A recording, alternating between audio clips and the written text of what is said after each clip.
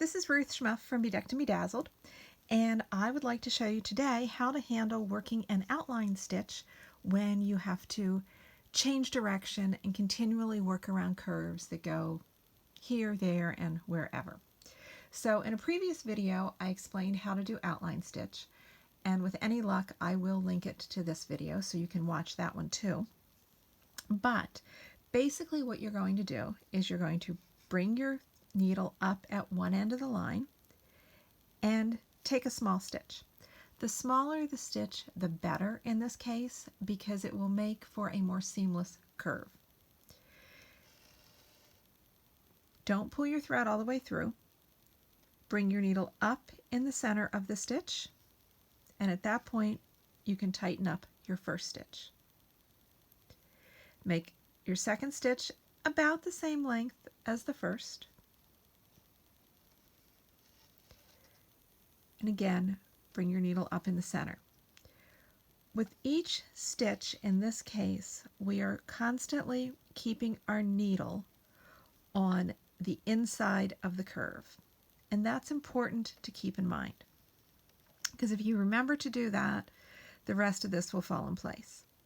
So make your stitch, don't pull it tight, bring your needle up on the inside of the curve, and then pull your stitch tight. Make a stitch, needle up in the middle, pull everything tight. You're always on the inside. Now, that's all fine and dandy as we work around this curve. But as we continue to do that, you will see that we're no longer on the inside of the curve. So at that point, you're going to have to cheat.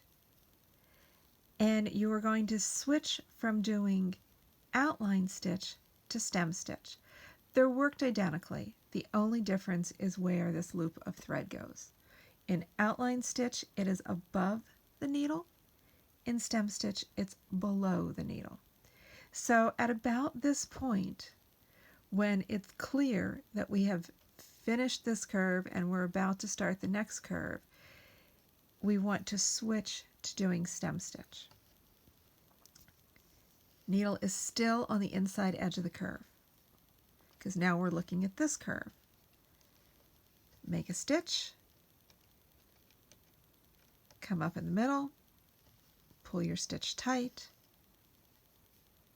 make a stitch, come up in the middle, pull your stitch tight.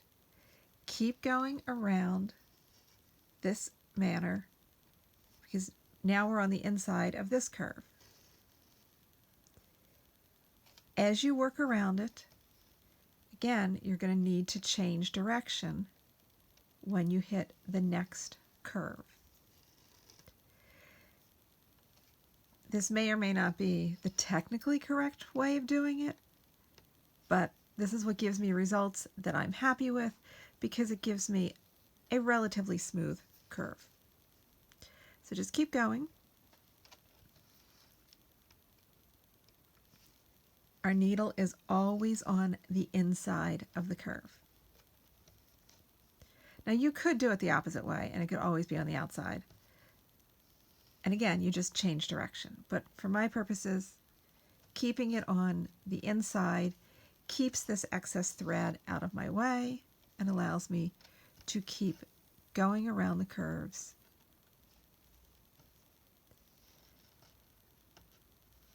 and making a seamless line. Now, we're getting to the point in a couple more stitches where we're going to have to change direction again.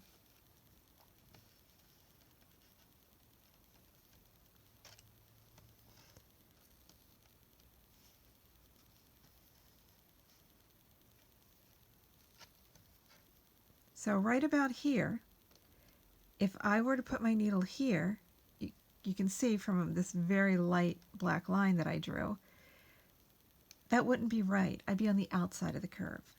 So we're just going to flip that thread. We're going to go on the inside of the curve and we're going to keep going. My stitches get smaller in tighter curves because that gives you more flexibility. They get longer in flatter curves because I want to stitch fast. Let's just be totally honest there.